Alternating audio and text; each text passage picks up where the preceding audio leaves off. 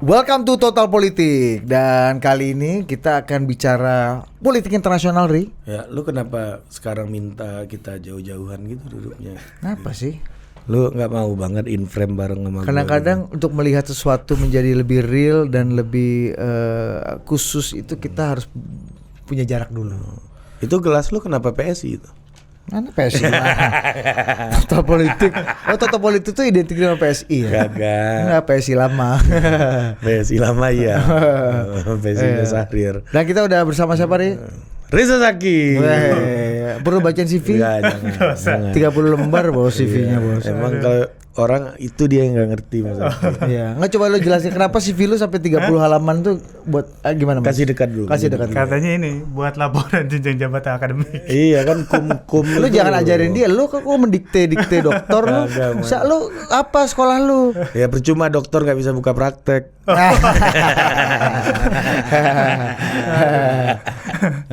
Gimana Mas? Mas boleh turunin dikit loh Mas biar agak setara hidup kita. Memang kalau lu merasa lebih tinggi dibanding kita ini nggak apa-apa. Ini juga. lebih ceper sekarang. Iya. Memang akademisi harus di bawah civil society. Nggak jelas. Apa nih kita ngomong apa nih? Politik internasional kan kata lu tadi. Bener juga ya. Lu Ini, minta penjelasan dulu CV 30. iya itu CV lu 30 halaman tuh enggak, karena jujur aku kan kurang akademik anaknya.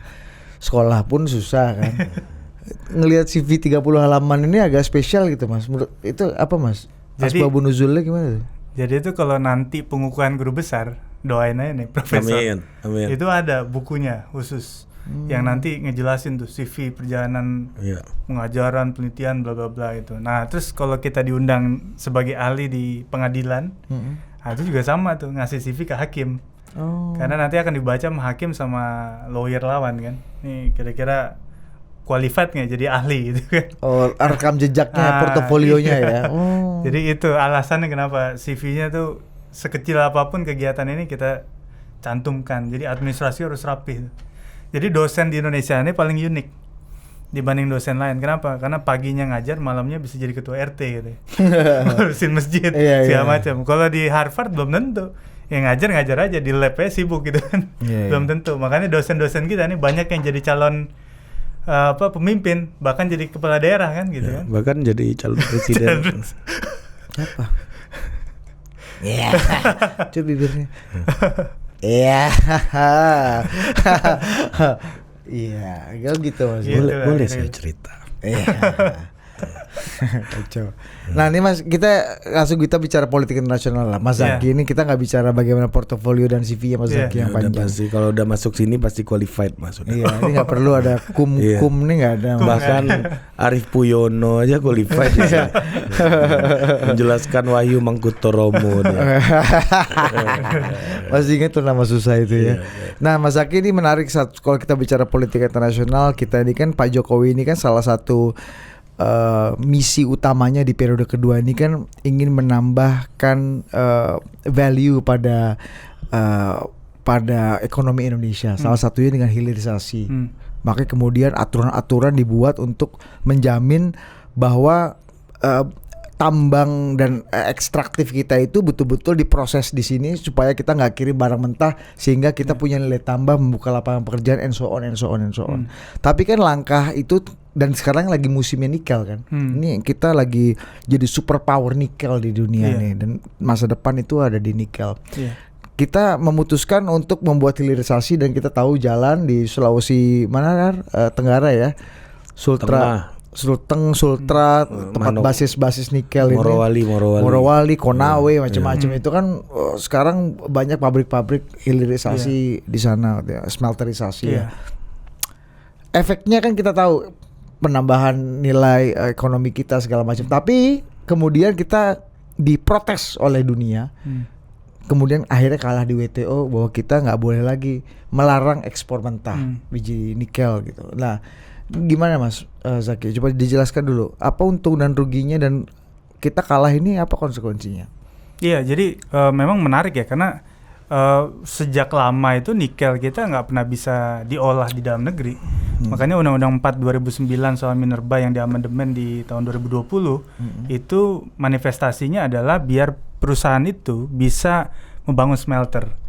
Jadi anekdotnya kayak gini aja. Kadang kita keluar negeri ke Walt Disney, lihat souvenir taunya made in Indonesia. Atau di Piala Dunia Qatar itu Raffi Ahmad kemarin ke sana sama anaknya ya kan. Itu beli bola Piala Dunia ternyata buatan Madiun. Gitu kan. Nah, itu yang kemudian Presiden dan Indonesia memandang bahwa jangan sampai kemudian kita jual murah bahan mentah ke Uni Eropa, dia proses jadi, kita impor dengan harga yang mahal. Dan ini yang kemudian kita lihat bahwa ada potensi 30% nikel dunia kan ada di Indonesia.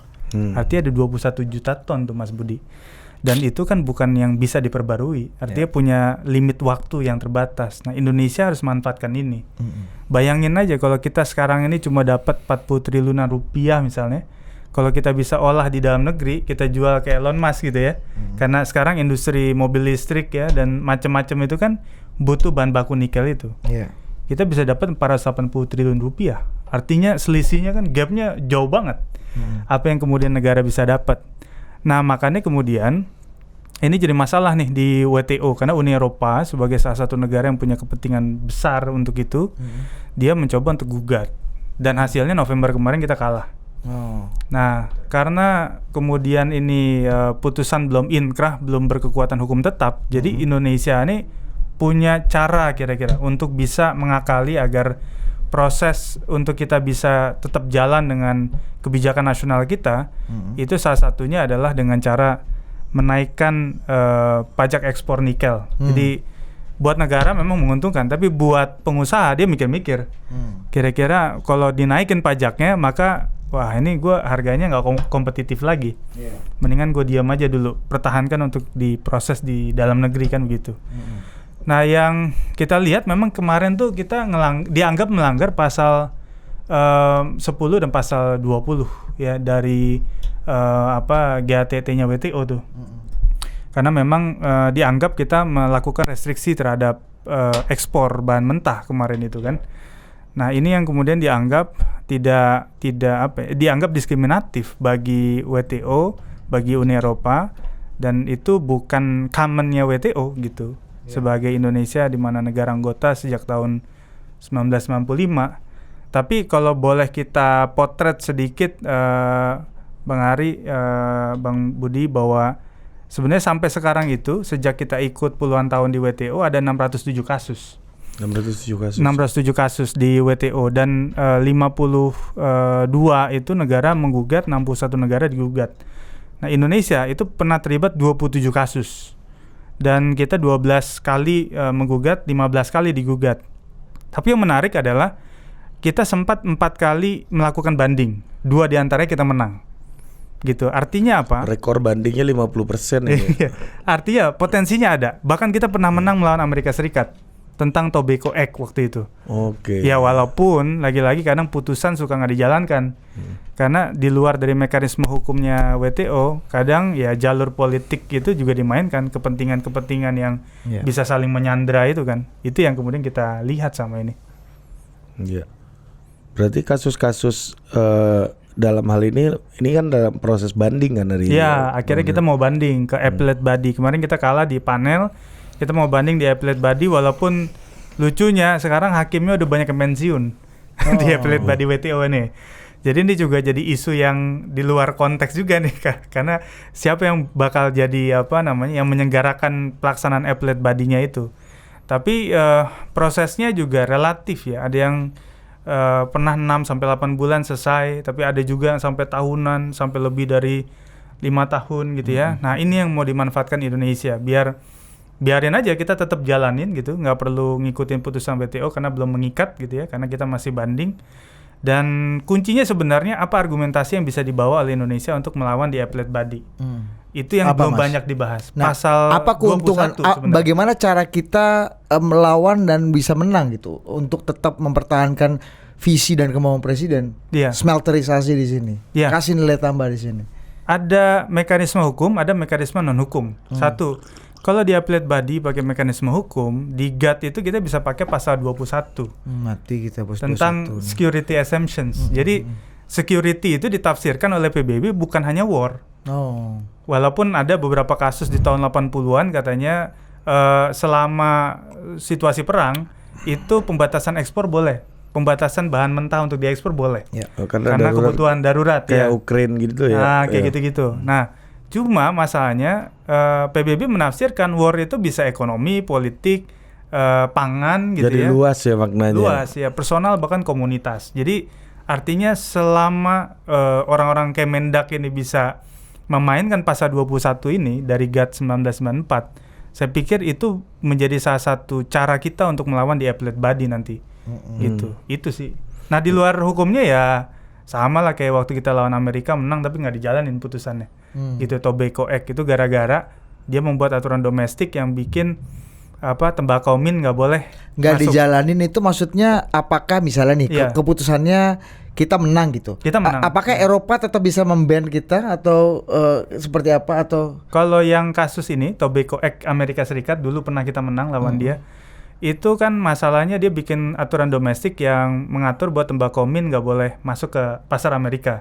Artinya petani kita banyak yang rugi gara-gara kebijakan nasionalnya Amerika untuk rokok dan sebagainya. Ya. Nah, akhirnya apa?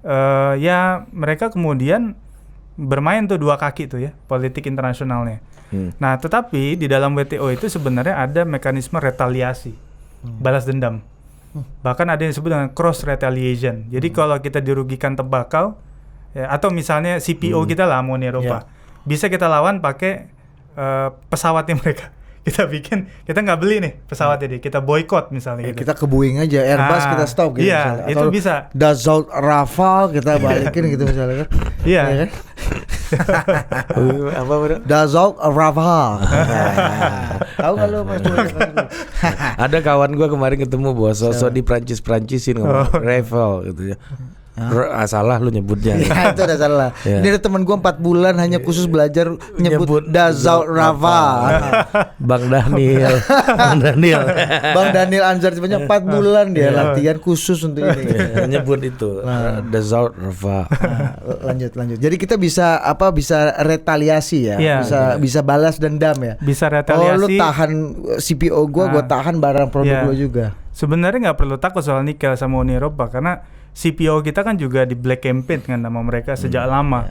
Berjuang di WTO, berjuang di APEC, berjuang di G20 nggak berhasil kita. Tapi soal nikel ini Bianchi Rocky memang Uni Eropa juga. Iya, karena memang dia yang jadi pemohon, penggugat dalam konteks di WTO.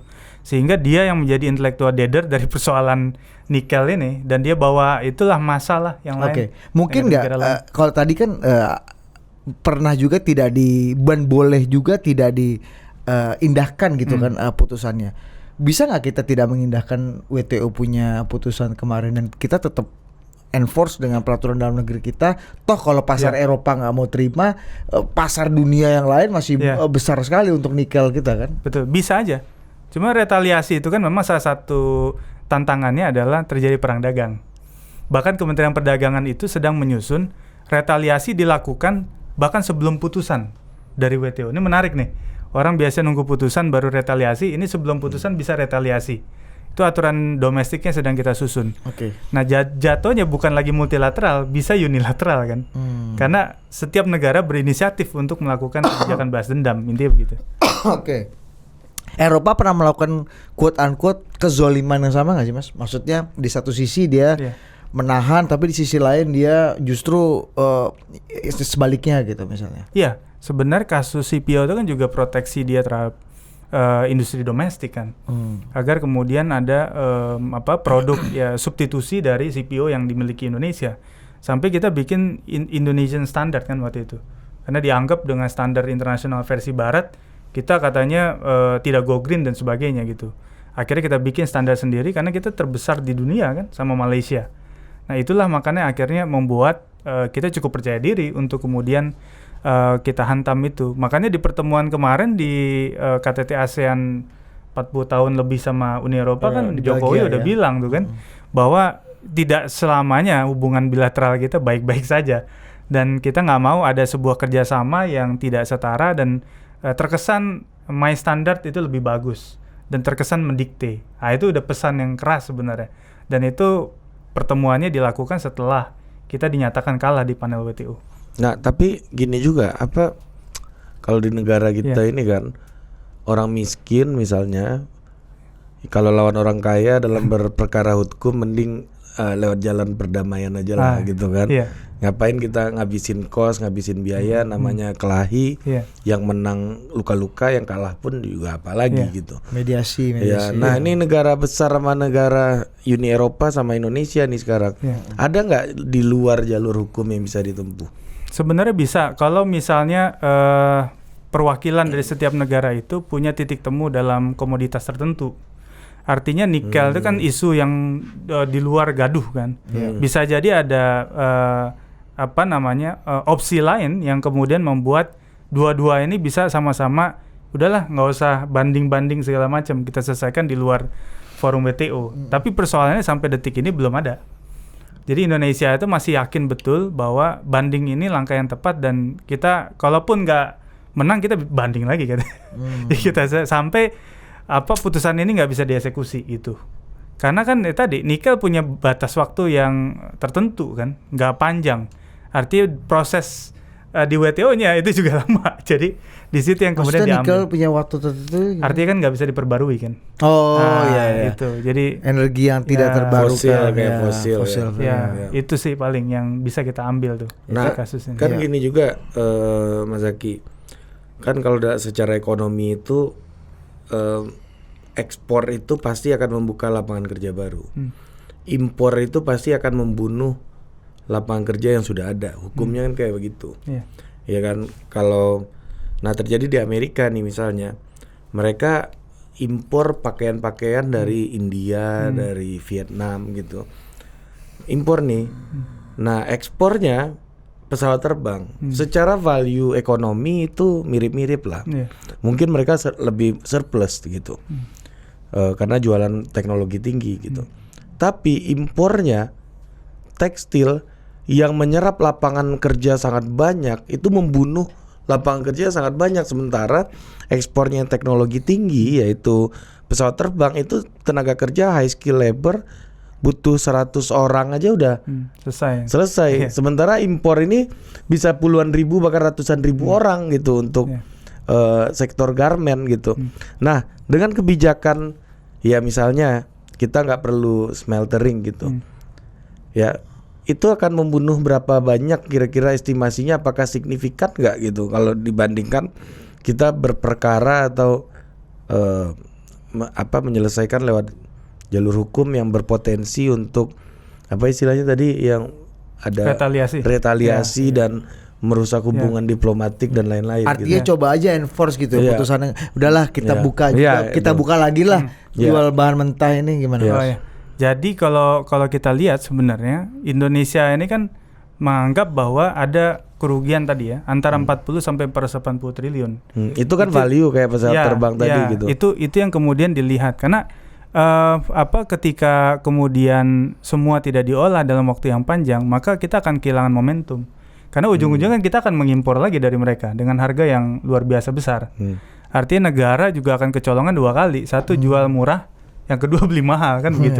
Nggak ada sesuatu yang didapat sebenarnya oleh negara dalam konteks minerba tadi itu. Makanya bunyi Undang-Undang 4 2009 itu dalam rangka untuk ya tadi hilirisasi ketika opening disampaikan itu kan. Agar kemudian marketnya itu juga bisa dikontrol oleh Indonesia. Bukan kita sebagai market lagi gitu. Nah, soal kemudian apakah kita jalankan putusan atau enggak, saya pikir ya tadi Indonesia memandang ini punya kepentingan yang baik gitu. Kita dari 2011 neraca perdagangan itu alhamdulillah surplus. Alhamdulillah surplus soal barang ya. Ini yang repot kan soal jasa, kadang kita nggak punya data yang akurat juga. Nah, artinya posisi kita ini dengan semua mitra ya, Amerika, China, Uni Eropa, Jepang dan seterusnya itu berimbang. Beda sama kejadian sebelum 2011. Itu memang bonyok kita. Apalagi waktu CAFTA dulu kan. Habis kita. Nah, sekarang kita udah punya tuh komoditi-komoditi unggulan yang kemudian mampu untuk bisa membantu lah kira-kira trade balance kita ke luar gitu. Oke, menarik ya. Kalau kita lihat misalnya kita baca proyeksi Menko Perekonomian kemarin aku baru baca Bu Sri Mulyani bilang tahun depan ini betul-betul resesi depan mata. Artinya ketika kita selama ini lebih dari 30 bulan neraca perdagangan kita surplus karena memang orang butuh nikel dan batu bara dan CPO kita, tahun depan permintaan akan semakin slow down, akan resesi di mana-mana sehingga kita harus mencari pasar-pasar baru gitu untuk menjual barang kita. Mas Zaki melihat global ekonomi structures-nya, potretnya itu gimana tahun depan? Betulkah pos-pos atau peluang-peluang atau market-market ekonomi lama itu betul-betul lagi jenuh tahun depan sehingga kita harus betul-betul mencoba mencari peluang pasar-pasar baru gitu di internasional? Iya, kalau market access itu setiap tahun pasti kita cari. Karena biasanya begitu kan, pasar itu kan bukan karena daya beli jenuh, tapi juga tadi soal proteksi terhadap industri dalam negeri. Itu yang banyak terjadi. Nah, makanya memang kelemahan kita itu, walaupun Indonesia itu punya ITPC itu macam diplomatnya Kemendak lah ya di luar. Atase perdagangan lah. Tapi bukan atase perdagangan dia bikinan sendiri, tapi non diplomat gitu. Bisa nenteng-nenteng koper lobis ya. Gitu ya. Jadi eksibisi dia tuh, yang kemudian harapannya jadi intelijen ekonomi lah di luar negeri itu. Nah persoalannya adalah bagaimana kemudian kita seringkali berbicara hanya pada konteks barang misalnya. Kemarin Jerry Sambuaga tuh bilang, kenapa nggak kita ini aja ya jualan game katanya. Itu nggak perlu pakai kargo, nggak perlu pakai apa, prosesnya jauh lebih praktis gitu dan harganya bisa tinggi dan peminatnya banyak gitu. Mau situasi resesi nggak resesi, semua orang butuh hiburan. Dan itu pasar yang sedang hidup gitu. Dan Indonesia kemarin aja baru berapa minggu yang lalu kita juara dunia kalau nggak salah. Itu ngaruh ke neraca ekspor. Ngaruh juga. Bahkan Jerry Sambuaga, Wakil Menteri Perdagangan tuh menyasar itu sekarang. Dia pikir nih kita harus cari komoditi yang kreatif sekarang, yang membuat kita nggak bergantung pada minerba dan lain sebagainya gitu. Karena ya capek juga kita banyak cost yang kemudian harus dipikirkan kan, bukan hanya soal hal-hal kecil gitu. Sampai potensi kita untuk bersengketa bukan hanya di WTO ya, kalau B2B sengketa di arbitrase lah segala macam gitu. Iya. Nah ini jauh lebih mudah kan, dan itu kita bisa himpun orang-orang kreatif Indonesia untuk jadi eksportir produk-produk itu. Nah itu yang menarik menurut saya idenya. Oh iya, tapi juga jangan-jangan orang-orang kita yang jago-jagoan udah direkrut juga untuk jadi gamers, developer di tempat lain yang udah lebih existing gitu. Nah, terakhir nih Mas, kita bicara global politics tahun depan masih uncertainty katanya. Presiden Zelensky baru main ke Amerika kan, ada foto yang diposting sama Ari kan. Ya agak. Nah, gimana? Jinping tambah lagi satu periode. Kita yang mana, foto yang mana? Yang ini, yang Presiden Biden, Presiden yang Zelensky di grepe itu. Foto agak bawah gitu. Mungkin maksudnya mau ambil dompetnya Mas Zelensky. Gitu. Nah, gimana gambaran global politics tahun depan? Apakah semuram ekonominya seperti kata Bu Sri Mulyani karena tadi daya beli turun dan proteksi yang terjadi di mana-mana? Iya, memang ini menarik ya kalau kadang kita mengkait-kaitkan dengan Perang Dunia I itu ya, yang perang kemudian berbarengan dengan global pandemic ya, dan ratusan juta orang meninggal pada saat itu. Dan kita juga di situasi yang sama, cuma mungkin agak sedikit soft lah ya kalau sekarang. Artinya ada kemampuan kita untuk mengerem ya, tidak sekanibal perang di Dunia I itu pada saat dulu. Nah kita melihat bahwa perang ini menjadi pelumas dari kondisi ekonomi yang makin kacau. Saya juga misalnya ketemu dengan Dubes Rusia misalnya kemarin tuh, berbicara soal bagaimana kemudian strategi-strategi negara-negara yang non Rusia itu menganggap bahwa ini ada bagian dari upaya mereka untuk melakukan boikot ekonomi, embargo ekonomi terhadap Rusia. Saya nulis waktu itu di Koran Sindo bahwa ini bukan justru membuat Rusia makin tersadarkan, tapi yang terjadi adalah dia makin menenggelamkan keterlibatan semua negara, bukan hanya negara yang ikut dalam perang secara tidak langsung, tetapi semua negara ya yang terkena implikasi, terhadap suramnya ekonomi, resesi ekonomi.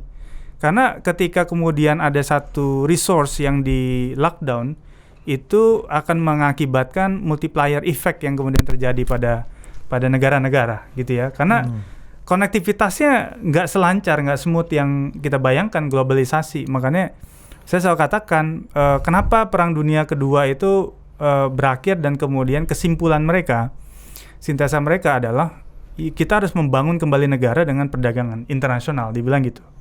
Karena hanya dengan itulah kemudian kita bisa memulihkan negara. Nah makanya perangnya kan kemudian shifting kan ke banyak produk dan lain sebagainya gitu ya, behavior yang bisa dikontrol oleh mereka ya, high technology dan seterusnya. Nah ini yang kemudian membuat seolah-olah kita kembali ke era sebelumnya gitu. Seolah-olah multilateralisme itu bukan sesuatu yang bisa menyelamatkan kondisi hari ini.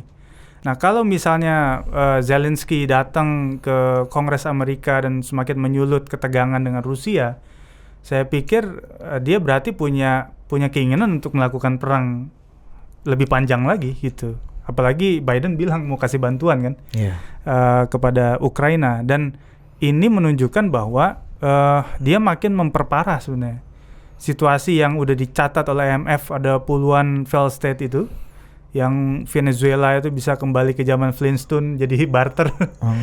Bahkan barter itu sebelum emas jadi alat tukar dan mata uang dolar jadi alat tukar. Kenapa? Karena hiperinflasi. Iya betul. Hiperinflasi ini kan menyebabkan akhirnya kita nggak nyangka gitu loh, di era kita sekarang yang kayaknya dianggap maju malah balik ke zaman Flintstone gitu. Akhirnya semua orang nggak pakai duit udah nggak punya nilai. Akhirnya barter ya, beras sama ikan dan seterusnya. Apa ini nggak kemudian dipandang sebagai sesuatu yang menakutkan gitu ya? Untuk kemudian gimana cara mengembalikan situasi ke kondisi ekonomi yang makin pulih gitu. Nah makanya saya pikir sih seharusnya wasit ya, organisasi internasional itu harus ngambil peran ya, bahwa jangan sampai ya, kita tahu memang markas PBB ada di mana, bagaimana suara mayoritas yang kemudian mempengaruhi keputusan-keputusan genting di dalam. Tapi paling tidak kita tahu bahwa misalnya Tiongkok membuat poros namanya BRICS gitu kan. BRICS. Nah itu saya pikir penyeimbang gitu, yang kemudian bisa ikut menyetop lah ya kegaduhan ini gitu.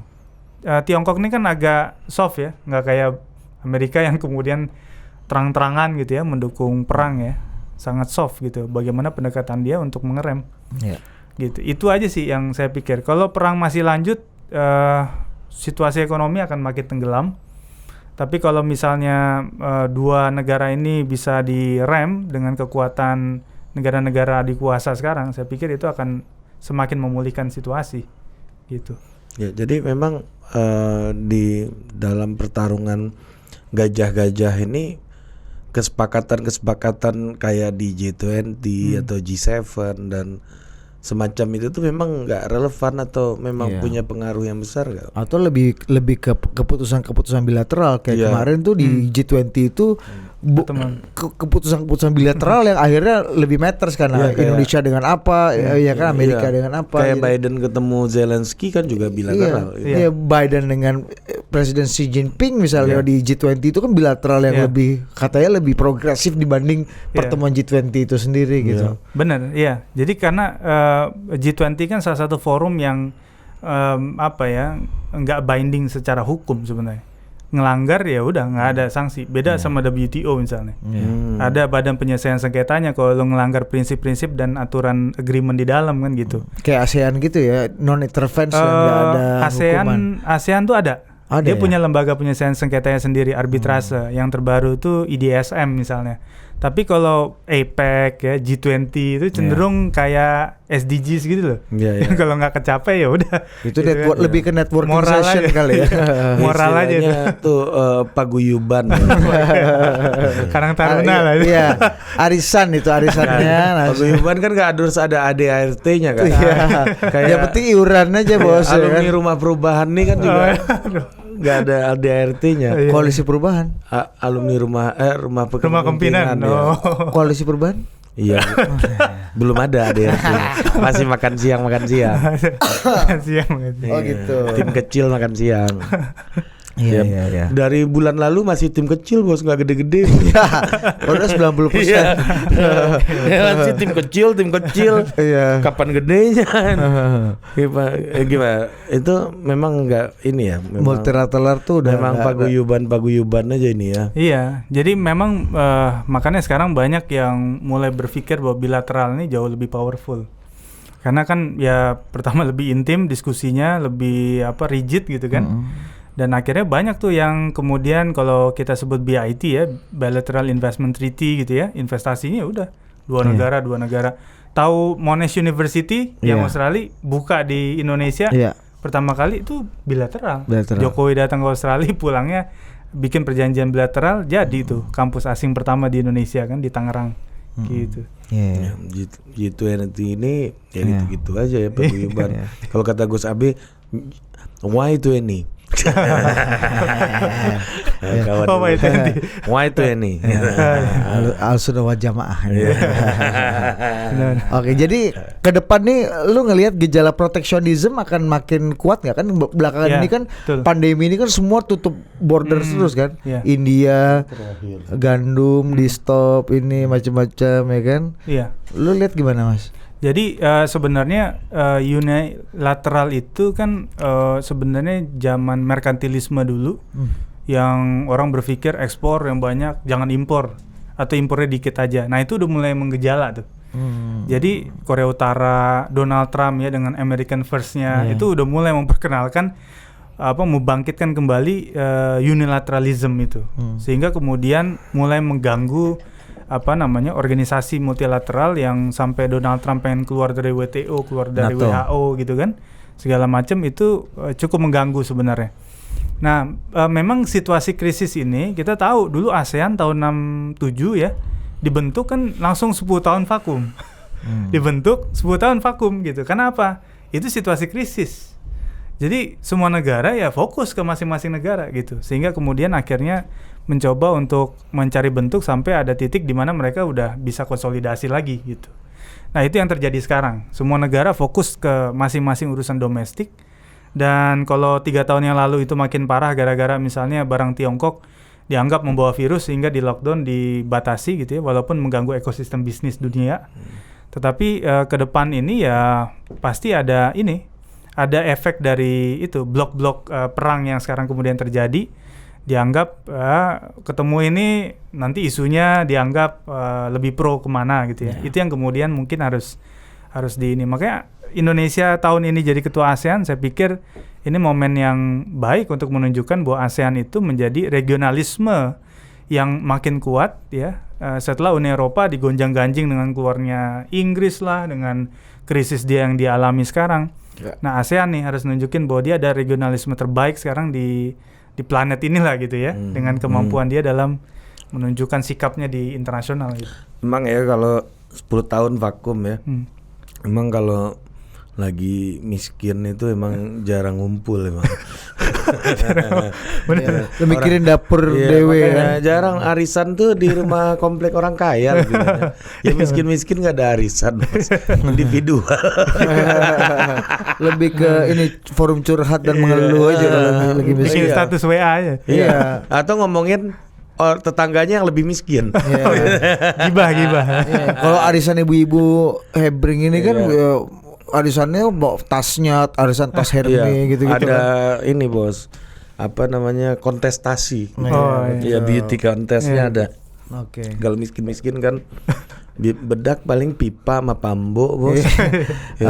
Mas itulah. Lupa namanya. Ya udah oke Mas Zaki, thank you. Mudah-mudahan ke depan kita akan kembali lagi dengan Mas Zaki 2 bulan lagi, dan CV mudah-mudahan udah 60 halaman bos. Atau harus diupdate berarti CV. Beranak pinak kan halaman. Oke, sampai jumpa di Total Politik berikutnya. Adios. We'll be right back.